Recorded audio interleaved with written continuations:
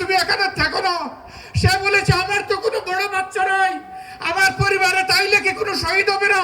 আমি এই বাচ্চা নিয়ে শহীদ হওয়ার জন্য এখানে এসেছি।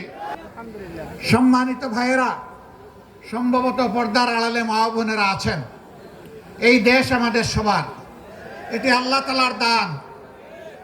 এই দেশ দফায় দফায় সাগর সাগর রক্তের বিনিময়ে বারবার মুক্তির জন্য আহাজারি করেছে।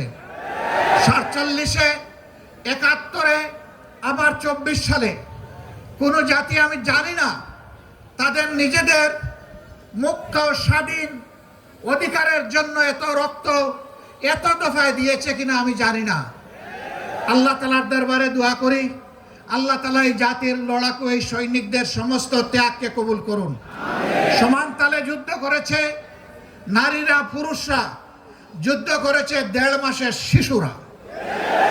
24 তারিখ যে নূতন স্বাধীনতা বাংলাদেশের মানুষ লাভ করেছে, তার মাত্র 2 দিন আগে উত্তরায় এক মা 1.5 মাসের শিশুকে কুলে নিয়ে তিনি রাস্তায় চলে এসেছিলেন, গুলির সামনে বুক পেতে দাঁড়িয়েছিলেন।